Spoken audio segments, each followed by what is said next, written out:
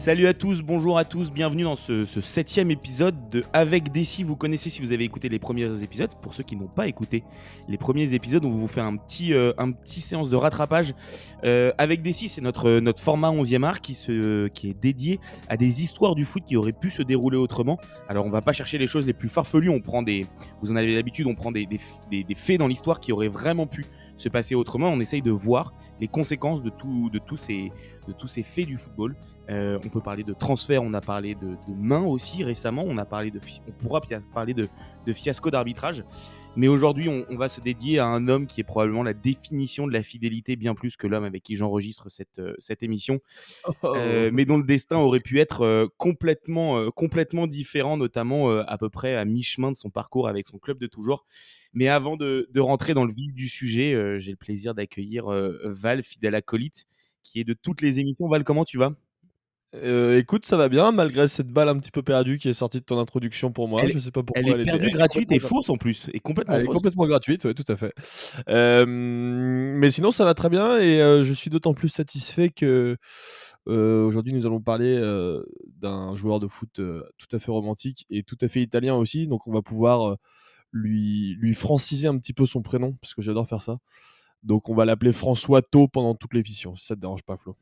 François Thau, d'accord, François Tau, ouais. d'accord. Comme ça, il a plus un nom d'écrivain, tu vois? Mais Oui, c'est vrai, c'est vrai. genre, tu as lu le dernier François Thau, ça le fait. Non, évidemment, on va parler de Francesco Totti, le romantisme à l'état pur, qui n'a même pas, daigné terminer sa carrière dans un obscur club qatari, chinois ou américain, qui a vraiment décidé de tout finir du côté de sa ville de toujours. Hem, Petit rappel évidemment du fonctionnement de l'émission Val, on en a l'habitude. On commence par une bonne partie contexte où pour le coup, on va parler un petit peu de la carrière de Francesco Totti pour arriver à ce moment fatidique, à ces moments fatidiques puisque finalement il y en a eu plusieurs dans sa carrière, mais grosso modo ces années 2003 et 2004 où Francesco Totti est pas loin de quitter la Roma. Et dans un deuxième temps, on va rentrer purement dans l'imaginaire en se disant, en se posant les questions et en faisant les conséquences de ce qui aurait pu en être autrement. Mmh, exactement.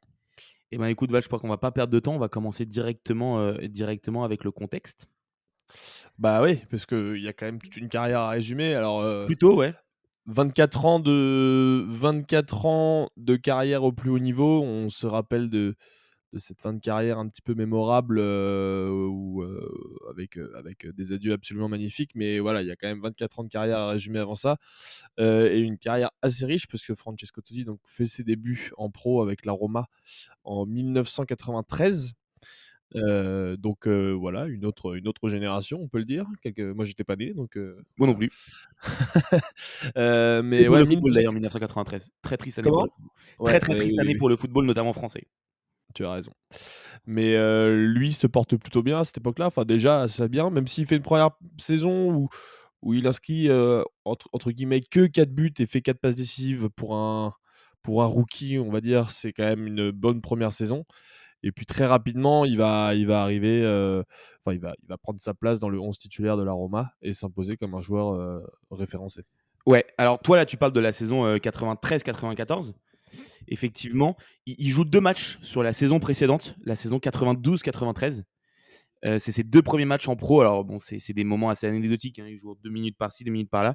Mais son 1er match en pro, j'ai été regarder, c'est le 28 mars 93, donc en plutôt fin de saison contre Brescia. Et à ce moment-là, il a juste 16 ans. Il a tout juste 16 ans, ce qui est complètement ahurissant. Alors on a Ce qui est vu encore le plus ahurissant à l'époque, parce qu'aujourd'hui les joueurs sont très formatés, mais ouais. à l'époque, il y avait quand même, enfin déjà tous ces processus, de centres de formation et cetera, et c'était encore plus difficile de percer tôt. Aujourd'hui, les joueurs sont tellement, enfin les jeunes joueurs sont tellement tous rodés et les plus ambitieux d'entre eux, orientés vers le professionnalisme, très jeunes, et du coup, souvent il y a des cas qui émergent plus rapidement. Ouais, non, c'est vrai que pour l'époque, c'est complètement fou. Juste pour parler, avant de se plonger un petit peu dans le reste de sa carrière, faut vraiment se rendre compte, et on en parlera ensuite quand on fera un petit peu son bilan et toute l'aura de Francesco Totti en Italie, c'est que donc il commence en pro dès 1993.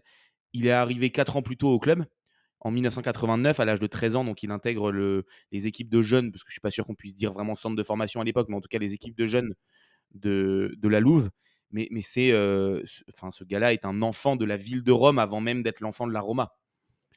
Ouais, C'est bah, ça je pense qu'on va y revenir un petit peu plus tard Ouais, ouais. dans le what if, mais Exactement, mais il est né à Rome, il a fait toute sa vie à Rome, il a grandi à Rome, notamment dans les quartiers, un peu populaires du sud-est, donc et puis surtout, il vient d'une famille de tifosi. Il faut voir qu'à 13 ans, quand il est proche, quand il intègre, pardon, les équipes de jeunes de l'AS Roma, il y a un intérêt de la Lazio et évidemment pour sa famille, il est hors de question de rejoindre la Lazio. Il a une famille de tifosi de la Roma et pour lui, c'est complètement évident de rejoindre les Giallorossi. mmh.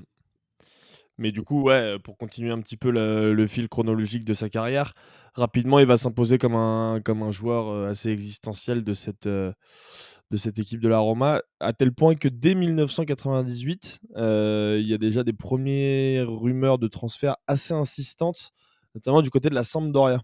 Non, non, non, je crois qu'on est effectivement sur un transfert qui peut se faire sous un format un peu d'échange avec la Sampdoria et l'attaquant, je crois que ça doit être Lindstrom à l'époque, qui est du côté de la Sampdoria et effectivement, finalement, il va rester au club.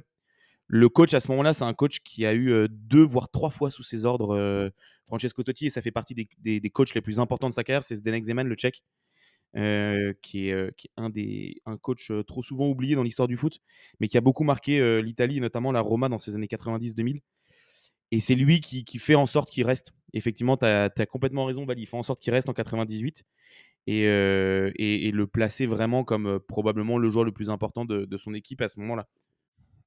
Bah, ouais, et puis ça va se concrétiser assez rapidement, enfin quelques années après.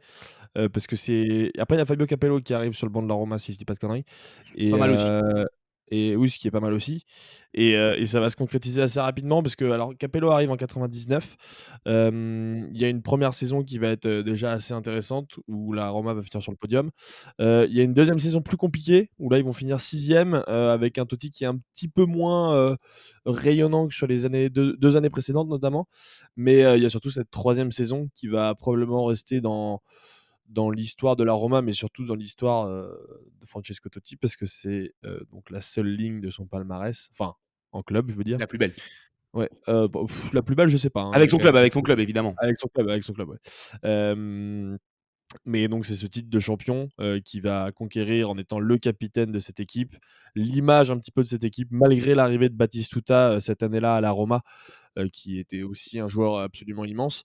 Mais c'est vraiment lui qui va porter la Louve pendant cette saison et ce titre, quand on l'évoque aujourd'hui, dans les consciences collectives, la première personne qui ressort de ce titre-là, c'est évidemment Francesco Totti. Bah, ouais, François Tau, pardon. ouais, évidemment. Tu parlais de Fabio Capello, c'est doit être la 2e ou 3e saison, sous Capello, donc qui prend l'équipe après Sdeman qui a déjà, planté de sacrées graines pour cette équipe. Mais effectivement, Capello arrive aussi à articuler cette équipe autour de Totti. Il y a l'arrivée de Batistuta qui a déjà terminé plusieurs fois meilleur buteur de Serie A, du côté de la Fiorentina, mais c'est vraiment l'équipe effectivement de Francesco Totti. Il est capitaine à seulement 23 ans de cet effectif et même s'il met que 13 buts là où Batistuta atteint la vingtaine, il fait une saison ahurissante dans un rôle où Batistuta est le vrai neuf et Totti, lui, s'inscrit dans la tradition italienne des trequartistas, c'est-à-dire ces joueurs qui sont entre le 9 et le 10, une sorte de 9 et demi très créatif et qui à la fois cassent les lignes et font beaucoup de passes décisives et sont aussi capables de marquer une dizaine, une quinzaine de buts. Bah, à la manière un petit peu d'Antoine Griezmann, en équipe de France. Qui est enfin, si pour comparer un petit peu, le alors pas du tout le même type de joueur, mais, en tout cas dans le poste, c'était un petit peu à ça qui ressemblait quoi. Un joueur qui savait défendre, qui savait attaquer, qui Qui faisait joue le lien entre les entre le lignes. milieu de terrain et l'attaque. Voilà, c'est ça exactement. Ouais, exactement. Exactement et ce titre, puisque tu en parles, Val, enfin, faut vraiment se rendre compte d'une chose, c'est-à-dire que la Roma, alors évidemment, la passion des tifosi pour le football dans tous les clubs est immense, mais Rome, même s'il y a un autre club, vit pour la Roma. Rome est probablement la ville où la passion pour le club est la plus dingue, peut-être bien plus dingue encore que les 3 grands clubs du Nord, Inter, Milan et Juve et pourtant, la Roma n'a seulement que 3 titres de champion dans son histoire. De cette saison 2000-2001 avec le formidable duo, donc Batistuta, Totti, sachant qu'il y a aussi un Vincenzo Montella qui est sur le banc, qui met aussi sa petite flopée de buts. C'est donc seulement le troisième titre de l'histoire de la Roma. C'est le dernier à ce jour et il vient quasiment 20 ans après le second titre et le dernier avant celui de 2001 de la Roma. Donc c'est vraiment une sorte de délivrance pour toute cette ville.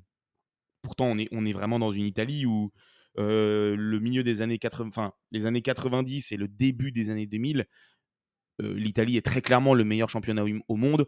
On a un Inter qui joue avec Ronaldo. On a la Juve de Del Piero, de Trezeguet, de Nedved, de Zidane.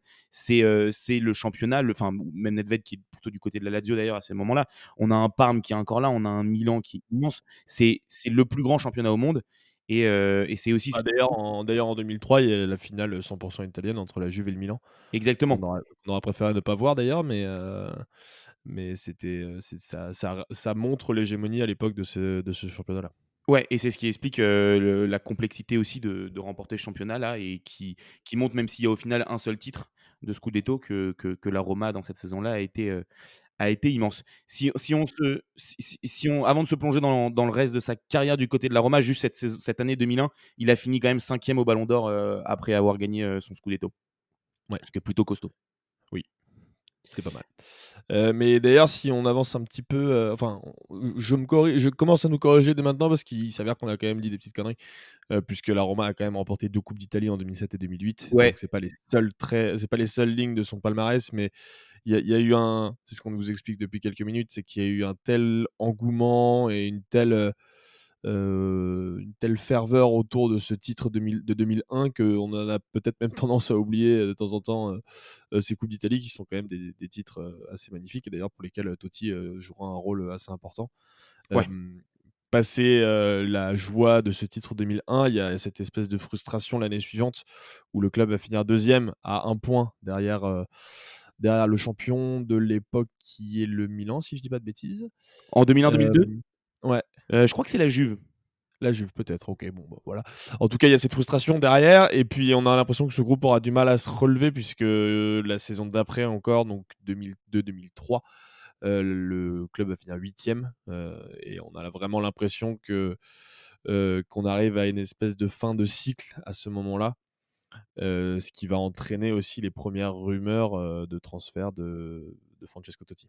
Ouais, on est complètement sur une fin de cycle d'ailleurs, puisque la saison 2002-2003, après le doublé raté de très peu la saison précédente, c'est une saison qui est très compliquée, notamment avec un changement de coach. On a aussi Batistuta, qui forme donc ce formidable dos d'attaque, qui connaît une saison très très compliquée. Il est beaucoup blessé.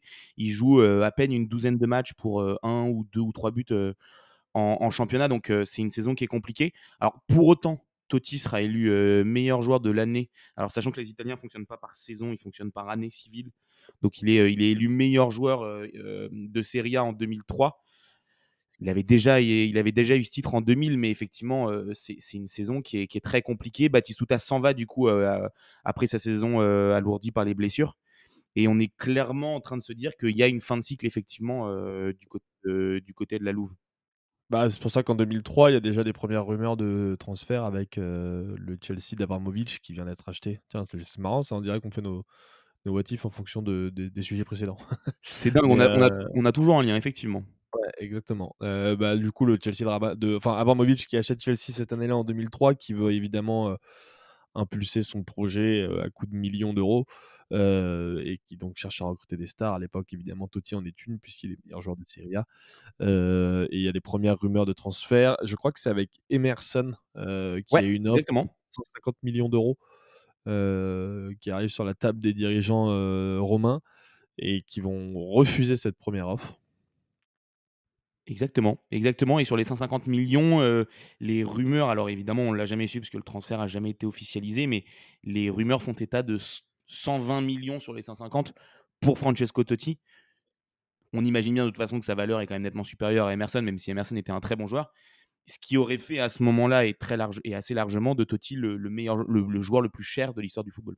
Ah bah oui, parce qu'à l'époque, le transfert le plus cher, ça devait être Zizou à 75 millions C'est ça, d'euros. exactement.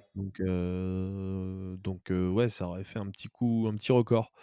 Heureusement, aujourd'hui, ça a pas été battu. Il y a pas du tout de bulle Non, financière pas dans le du monde tout, du foot. pas du tout, pas du tout. Mais ouais, effectivement, il y a cette approche d'un nouveau Chelsea dans un championnat de Premier League qui est en train de redevenir, probablement qui est en train de prendre en tout cas la place de la Serie A comme championnat le plus important et pour le coup, là, c'est vraiment, la Roma qui bloque le transfert, Totti fait pas en tout cas état d'une immense volonté de rejoindre Chelsea. Il va pas du tout au bras de fer avec son club. Ouais, à l'inverse de ce qui va se passer, l'année suivante et qui est du coup un petit peu le sujet de notre motif, hem, où là, le Real arrive cette fois à la charge. Alors il y a le Milan aussi Ouais, qui a des vues sur Totti, qui se dit que mais le Inzaghi, Shevchenko, Crespo en attaque, c'est pas suffisant, probablement. exactement. Et qui du coup, voilà, renifle un petit peu de savoir ce qui se passe, à Rome. Mais c'est surtout le Real qui vient avec une proposition, de transfert assez incroyable et surtout une proposition salariale, qui est très, très convaincante. Alors il lui propose pas le meilleur salaire du club parce que c'est évidemment Raoul qui est la superstar et le capitaine de l'époque qui, se doit d'avoir, le plus haut salaire de l'équipe. Mais, il y a une proposition très concrète et d'ailleurs Totti avoue que, a avoué plus tard que, c'était quasiment fait à 80. Il devait partir au Real, il était en instance et c'est là qu'on rentre dans cette phase un petit peu plus romantique, puisque à partir de ce moment-là que, Totti prend la décision finalement de rester à la Roma. Vraiment une décision du cœur, c'est comme ça qu'il le représente à chaque fois. Alors, c'est aussi sûrement un moyen de se mettre, les supporters romains dans la poche, encore plus que ce qu'ils les avaient déjà. Mais il y a quand même, je pense, une vraie volonté de rester dans son club de cœur et d'ailleurs, c'est complètement vrai puisque comme tu le disais en introduction, il est pas parti finir sa carrière, je ne sais où pour Ouais. gratter un chèque. Il est vraiment resté fidèle jusqu'au bout. Et puis il a même eu un rôle dans l'organigramme de la Roma, en mode un peu reconversion à la sortie de sa carrière. Et puis effectivement dans les arguments qu'il avance, sur le moment et puis même a posteriori parce qu'il est revenu de nombreuses fois, au cours de sa carrière et même, ces dernières années après sa retraite sur ce transfert avorté au Real.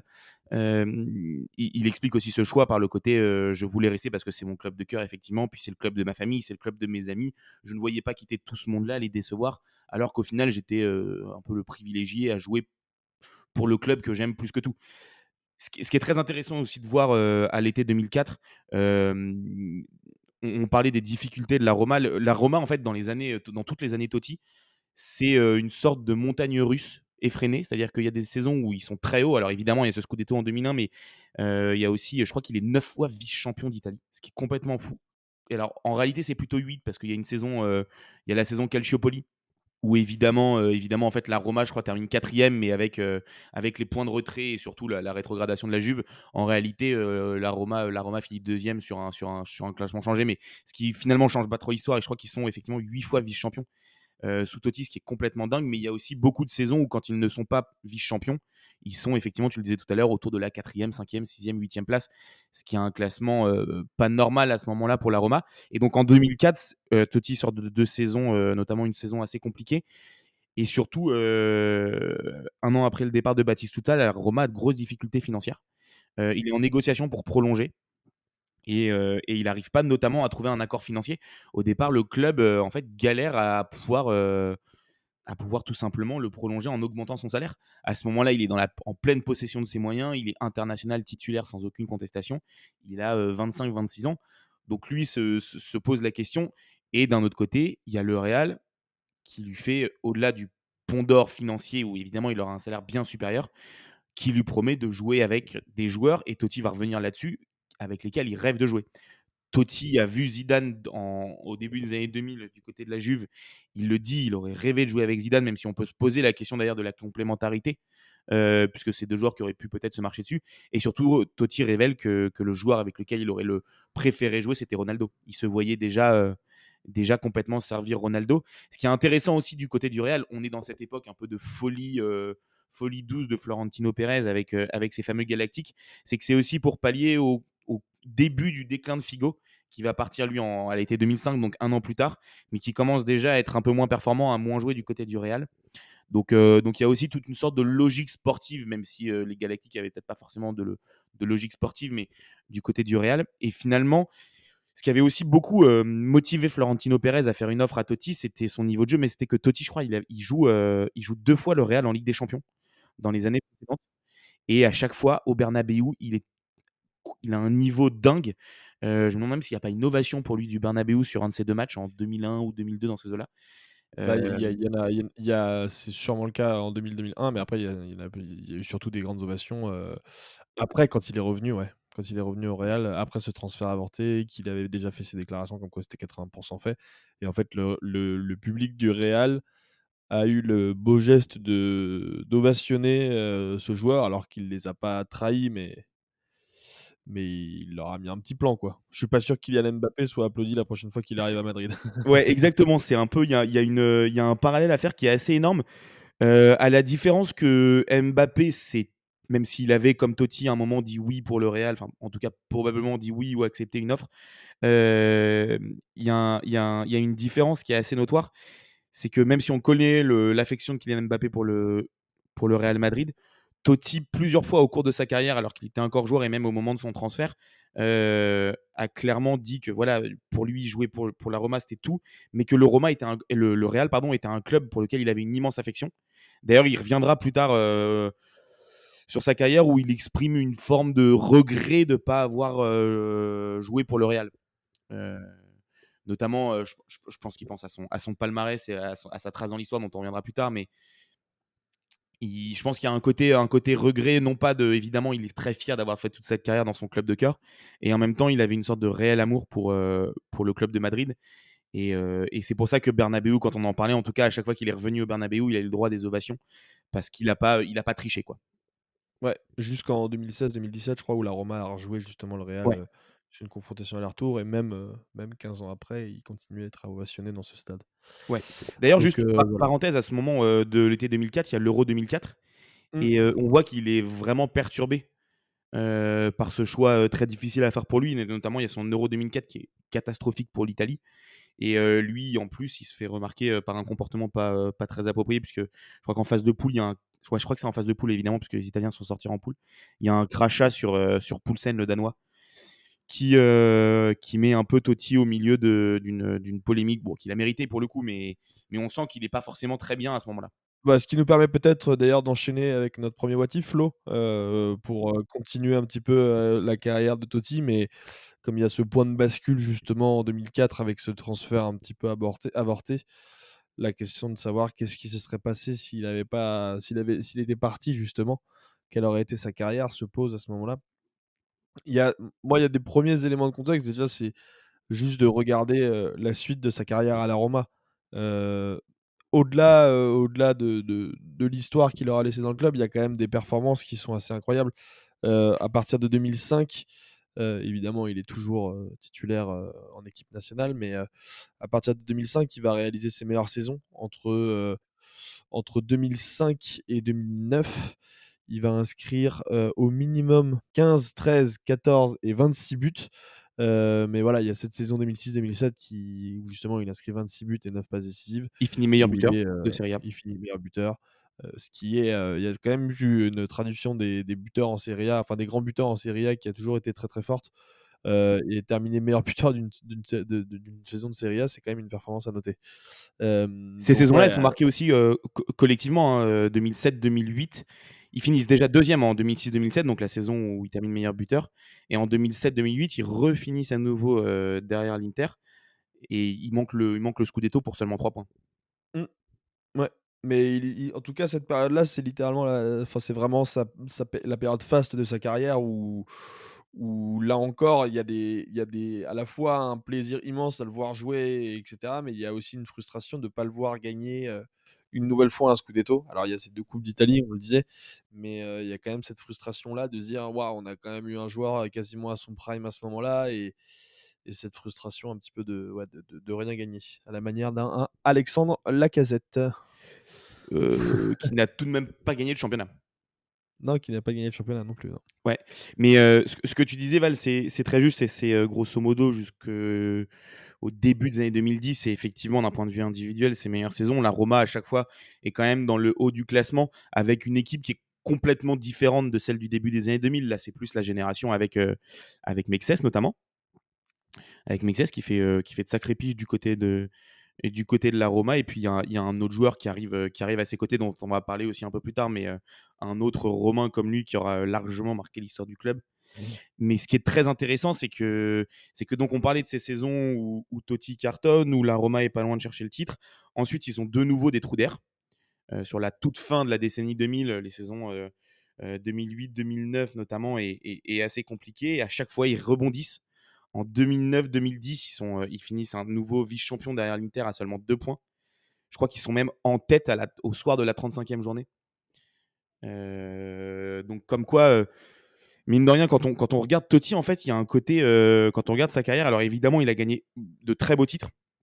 Il y a cette Coupe du Monde en 2006 avec la Nazionale dont on n'a pas parlé, mais il a quand même un côté maudit, quoi. Finir 9 fois vice-champion d'Italie, dont 8 fois réellement et 3-4 fois où ça se joue à moins de 4-5 points, c'est assez rare pour un joueur. Mais je pense que ça participe aussi à l'histoire qu'il a laissée au club et au romantisme qu'on se fait de lui. C'est-à-dire que on a souvent de l'affection pour ces, alors, ça va être un mot très fort que je vais utiliser, mais c'est pour les losers normalement. Totti n'est évidemment pas un un loser en tant que tel, mais voilà, il a cette frustration éternelle de toujours finir très proche de ses objectifs, et il y a une espèce de compassion qui se fait autour de ce truc-là, et justement ce transfert avorté, on peut revenir du coup à la question, de base, c'est qu'est-ce qu'elle aurait été la carrière?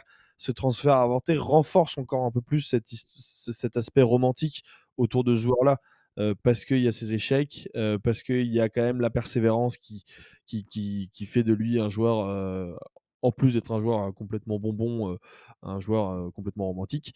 Hem Voilà, il y a toute cette légende-là s'inscrit aussi autour d'échecs et de défaites, et c'est à la fois paradoxal et à la fois assez beau.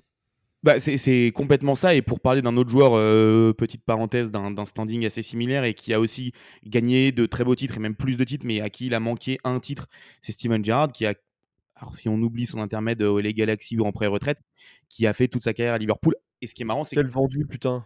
comment?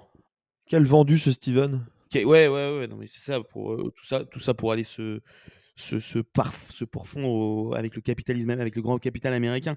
Mais tout ça pour dire que, hem, et juste pour terminer le parallèle avec Gerrard, d'ailleurs, ce qui est assez marrant, c'est que Gerrard, il est proche de quitter Liverpool à 2 moments, et c'est exactement pour les 2 mêmes clubs que, que Francesco Totti, c'est à voir Chelsea où il est vraiment très proche de signer à Chelsea, et le Real Madrid aussi à un moment. Et lui, c'est pareil, c'est un Scouser, c'est sa ville, c'est, le club de sa famille, et il va lui aussi évidemment choisir de rester.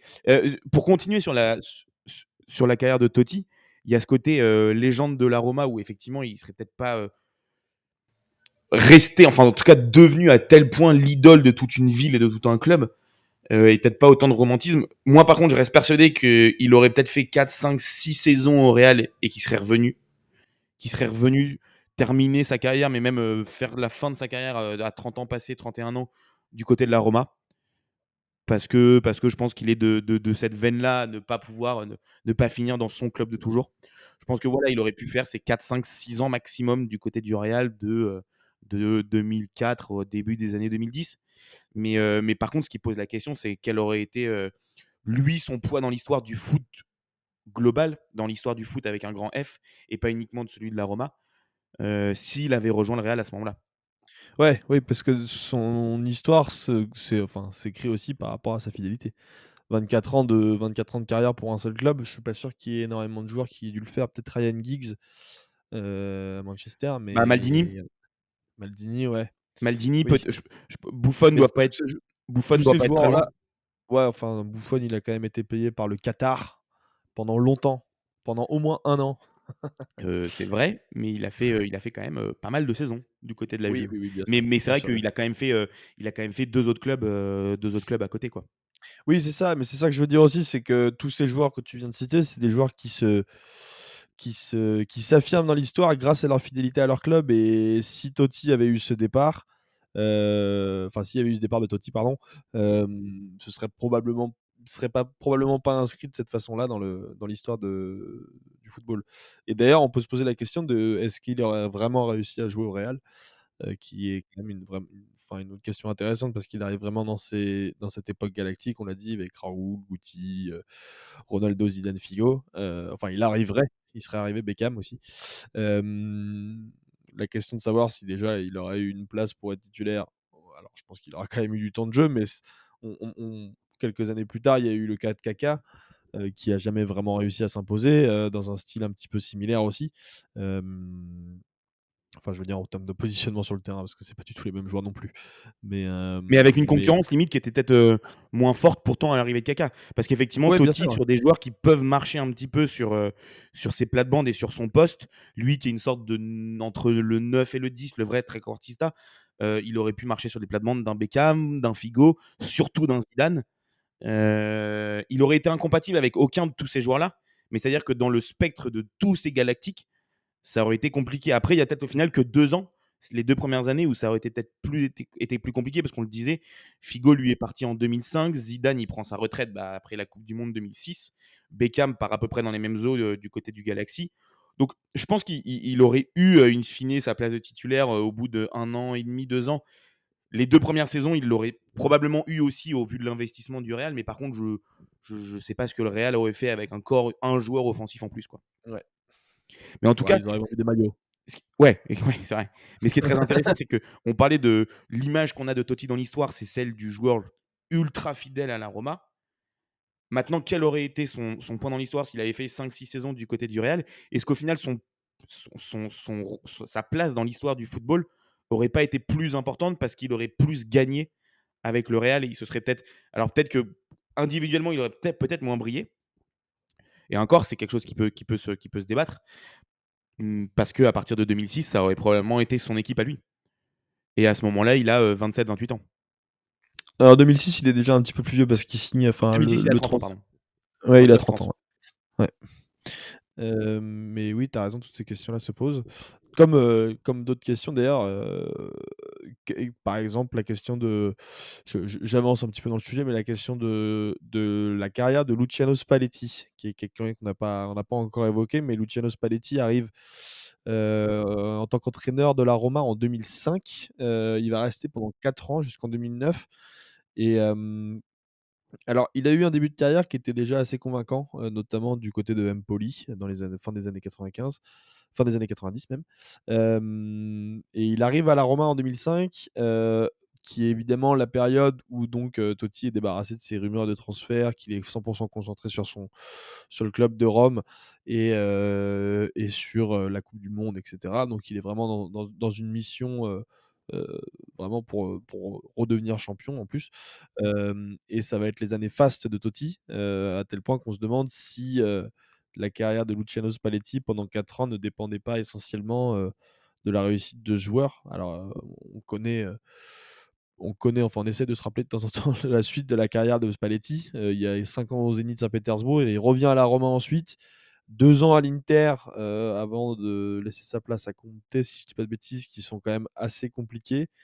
Et Hem, c'est lui qui met et fin, un peu à la carrière de Totti d'ailleurs. Alors qu'ils avaient eu un premier passage qui était assez fructueux, puisque Totti est énorme à ce moment-là durant les 4 premières années. Le retour de Spalletti correspond à la fin de carrière de Totti. Et je me ouais, souviens que les 2 dernières saisons et surtout la dernière est assez compliquée entre les 2 hommes. Bon, ouais, Totti à son âge, hein, il s'arrête à 39 ans. Non, ouais, ouais, c'est ça, il s'arrête à 39 ans, 39 ans. Ouais, même, voire même 40. Et oui, j'ai souvenir que ces 2 dernières saisons, il joue assez peu et il est un peu en sorte de conflit avec Spalletti qui pour affermir à la fois son autorité et puis parce qu'il estime qu'il est trop vieux, met de plus en plus Totti sur le banc. ouais. Ce qui crée une frustration aussi au niveau des supporters, Ouais, à l'époque. c'est pour ça que ça s'était assez mal passé d'ailleurs, la fin de carrière. Alors évidemment pas directement avec Totti, mais plutôt effectivement avec la direction et Spalletti directement. Ouais. Mais donc, ouais, la question de la carrière de Spalletti, se pose, je pense, parce que, mis à part cette saison, cette année avec, le Napoli, qui était une saison quand même assez concluante malgré, cette fin de saison un petit peu cauchemar, la carrière de Luciano Spalletti dépend peut-être d'un seul et unique joueur qui est Francesco Totti, François Tot. Hem, je pense qu'on peut aussi se pencher sur la Roma directement. On disait que la carrière de Spalletti probablement dépend en partie des performances assez incroyables de Totti. La Roma, durant toutes les années Totti, au-delà même de ce scudetto de 2001, donc on le disait, ils finissent, 9 fois vice-champions entre 2002 et 2017. Donc c'est-à-dire deuxième de Serie A. Je crois que c'est en 2002, ils finissent à 1 point, on en parlait tout à l'heure de la Juve. En 2008, ils finissent à 3 points, ça doit être de l'Inter. En 2010, ils finissent à 2 points de l'Inter et en 2017, ils finissent à 4 points de la Juve. Donc il y a des saisons où ils passent à côté. Quel aurait été l'impact, Val, d'un départ de Totti s'il n'avait pas été là, sur la Roma? Bah, c'est une bonne question. On connaît en plus, tu as parlé tout à l'heure des problèmes financiers qu'il y avait un petit peu à l'époque. Les performances de Totti vont aussi permettre de rééquilibrer ça avec des qualifications en Ligue des Champions.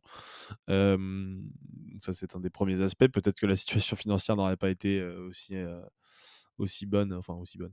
Enfin, aurait pu être bien pire, si Totti était parti déjà.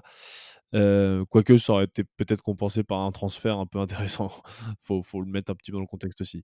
Mais voilà, il y a cet aspect-là et après sur la question sportive, et c'est ce qu'on dit depuis tout à l'heure, hein, la question de Spalletti, la question de tout ça, c'est dépendant, de manière, assez importante des performances de François Thot. Donc c'est difficile de se projeter, enfin, c'est même complètement impossible d'imaginer un scénario pour la Roma, mais c'est sûr que les performances auraient été impactées. Alors, je m'inscris exactement dans la même pensée que toi. Évidemment, la Roma n'aurait absolument pas pu faire mieux à mes yeux, alors, sans Totti. On peut se dire Déjà Lyon qu'ils auraient serait passé. comment? Lyon serait passé et peut-être qu'Anthony Réveillard aurait pas de problème de hanche à cause de Mancini déjà. Ouais, ça c'est ouais, ouais, ouais. C'est peut-être pour ça d'ailleurs qu'il avait jamais signé au PSG en fait. On a peut-être la Ouais, c'était son genou, mais c'est peut-être plutôt la hanche. Bref, ça c'est un autre débat.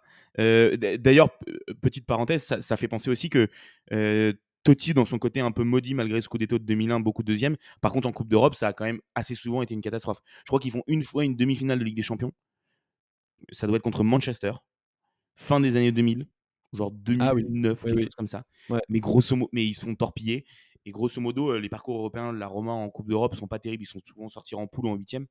Donc c'est assez loin d'être top. Mais effectivement, je m'inscris complètement dans la lignée de toi. Je pense que la Roma, notamment dans les années où ils sont assez proches du titre, l'équipe est portée à bout de bras par Totti.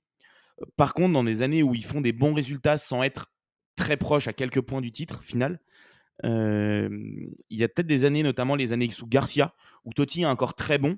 Mais je me demande si l'équipe aurait pas pu fonctionner encore mieux sans lui. Alors franchement, je pense que les supporters les tifosi de la Roma devraient se boucher les oreilles quand je dis ça. Mais je me souviens que c'était une équipe avec une densité physique énorme. On se souvient de la première saison de Garcia où ils font cette série record de 10 victoires en 10 journées. Quel coach, Euh, putain. ouais, ouais, ouais, comme quoi Rudy Garcia a très très bien marché dans d'autres pays. Mais en tout cas, je me demande si cette Ça a saison-là, dans marché, ça les s'est quand années même pas très 2000, bien fini à la Roma. ouais, non, ça va pas très bien fini du tout, comme à peu près partout ailleurs. En 2013, 2014, 2015, là, c'est des années où ils finissent 2e. Je me demande s'ils auraient pas pu aller peut-être plus haut avec un Totti qui serait pas là ou sorti du banc et qu'on aurait mis en fait un joueur peut-être avec plus de punch encore devant. Mais franchement, c'est chipoté parce que dans ces années-là, la Juve finit quand même assez loin devant à chaque fois. Mmh. La Juve Ouais. est ultra Tu veux dominante. dire que tu penses que, le poids de l'histoire et tout ce que représente Totti dans cette ville à cette époque-là, fait que, ça a pu jouer des tours, sur certains matchs, sur certaines, entrées en jeu enfin sur certains coachings aussi, je pense du coup de le faire rentrer plutôt qu'un autre alors que c'était pas forcément le meilleur et qu'il arrivait dans une période où il était quand même déjà assez âgé. Bah, il avait plus de 35 ans à ces moments-là et effectivement, je pense que Ouais. Rudy Garcia, malgré le début, la série record à ses débuts, je vois mal un entraîneur français et enfin étranger, à qui plus est français, arriver du côté de la Roma et dire: «Bon, votre légende, je vais la mettre sur le banc et on va avancer comme ça». Alors que c'est une équipe qui, à côté, fonctionnait, extrêmement bien. On se souvient de milieu de terrain avec, Pjanic, Nainggolan, Strootman, de Gervinho devant. Enfin, c'était une équipe qui était assez dingue. Pour autant, je pense pas que sans Totti, ils auraient été chercher le titre. Faut pas se leurrer. Hem, si on continue sur la Roma, si Totti part au Real, alors bon, moi je pense qu'il serait revenu de toute façon terminer sa carrière et voire même, faire encore ses 5-6 dernières années de carrière du côté de la Roma. Mais est-ce que c'est vraiment lui, la plus grande légende de la Roma s'il part au Real en 2004? Bah, c'est le vrai sujet. Heu, c'est sûr que non même. C'est sûr que c'est pas lui. C'est sûr que ce serait, Daniele De Rossi qui alors en termes de romantisme, est assez paradoxal aussi. C'est-à-dire qu'il y a quand même cette fidélité, cet amour pour le club et cetera. Lui aussi enfant Après, de Rome. bien sûr, lui aussi enfant de Rome, mais après toi tu parlais tout à l'heure du petit légionnaire qui s'est fait tatouer Totti. Lui par contre, De Rossi, c'est plus, il s'est fait tatouer un panneau avec un mec qui tacle en cassant une jambe, Oui, oui. donc c'est une autre forme de romantisme. C'est les romantismes, du football des années 90, on va On est dire. moins sur la Dolce Vita, on est plus sur Voilà. Brutus, tu vois? C'est une autre version de l'Italie. Mais en tout cas, ce qui est sûr, c'est que De Rossi aurait été la légende de la Roma et l'unique légende. Alors qu'aujourd'hui, c'est horrible à dire, hein, parce que c'est un immense joueur, qui lui aussi a été champion du monde, si je dis pas de Oui, bêtises. oui, bien sûr. Hem et qui cumule quand même 606 matchs, c'est ça? Ouais, 616 matchs avec la Roma. 63 buts marqués quand même pour un milieu défensif, c'est pas mal. Mais voilà, 616 matchs, c'est vraiment, le record derrière un jeune François Thot, qui lui, on l'a pas dit, je crois qu'il est aux alentours de 760 matchs avec la Roma, je crois, pour 300 buts. Alors, je si tu veux, je prends une parenthèse 786. ouais, je prends une parenthèse là-dessus qui est, absolument énorme sur les stats de Totti. Il a joué 25 saisons consécutives de Serie A, donc évidemment toutes avec le même club. Je crois que c'est le record, ça doit être à égalité avec Maldini ou peut-être un tout petit peu derrière Maldini et il finit meilleur buteur de l'histoire de la Roma, meilleur passeur de l'histoire de la Roma et joueur le plus capé de l'histoire de la Roma avec, tu le disais, 786 matchs. Voilà, prends ça, Daniel De Rossi. Voilà. Daniel De Ross. C'est horrible. En fait, c'est horrible pour lui parce qu'il y a quand même 616 matchs derrière, Ouais. une longévité de 18 ans aussi, ce qui est quand même pas mal finalement. Hem, Un dévouement total à son club sur le terrain. Bien sûr. Après alors il y a en plus, dans le côté romantique, il y a en plus ce départ ensuite, pour Boca Juniors. Ouais. Lui aussi, tu vois, pas de gros chèques à aller chercher dans des championnats un petit peu obscurs, d'Asie. Juste du Lui, frisson, quoi. il part vraiment pour le romantisme dans un club, avec une ferveur immense aussi et Mmh. juste il avait voulu découvrir une autre ambiance. Ça d'ailleurs, je pense que ça a pas du tout joué, contre lui dans sa carrière et dans ce qu'il représente à Rome. Non, pas du tout, mais Heu, effectivement, là où je suis d'accord avec toi, c'est que, le fait que Totti ait fait ses 25 saisons à la Roma, bah, ça fait que De Rossi, même si c'est une des plus grandes légendes de ce club, bon, bah, il est dans l'ombre de Totti. Puis en plus, lui n'a pas gagné de scudetto parce qu'en 2001, il était encore, loin d'être professionnel. alors je te corrige Flo parce que, je sais pas s'il est considéré champion parce qu'il était encore en équipe de jeunes sur l'année 2000-2001, à la Roma. Hem, mais il est déjà à la Roma cette année-là. Donc, à voir s'il est sacré champion. En fait, s'il joue, parce que pour être Je sacré champion, il faut jouer en équipe professionnelle. À voir s'il joue et s'il fait ses premiers pas, cette année-là. Il est déjà à la Roma parce qu'il est au centre de formation pour moi, mais tu vois, là, je regarde des stats, alors à moins que mes stats que j'ai sous les yeux soient fausses, il joue ses premiers matchs dans la saison 2002-2003. Ah OK, bon, bah, voilà, donc il a tu raison, il doit pas être champion alors. Mais, pas loin, dommage. Ah, peut-être que s'il avait été champion ou s'il avait joué, il serait encore plus dans l'histoire avec Totti. Mais, Ouais. du coup, voilà, la réponse, à ta question, c'est que oui, Daniele Rossi est un joueur immense, mais non, ce n'est pas la plus grande légende de l'histoire de la Roma, très clairement. Écoute, je pense qu'on est pas mal, Flo, sur la Écoute, carrière de ce jeune François Thot. je pense qu'on a fini sur François Thot, effectivement, sur Francesco Totti, sur sa carrière assez riche du côté de la Roma et surtout, ce transfert avorté du côté du Real qui aurait mine de rien pas eu forcément un impact immense sur ses années de football, mais quand même eu un bon impact sur Totti et puis surtout sur la Roma. En tout cas, moi, enfin, pour compléter ce que tu viens de dire, il y a quand même vraiment cet aspect romantique, moi, que je pense qu'il faut retenir. Il y a tellement d'images de Totti qui ressortent, notamment sur cette fin de carrière où à chaque fois qu'il rentrait, tu avais un espèce de truc qui se passait dans le public, une espèce d'électricité qui se mettait en place.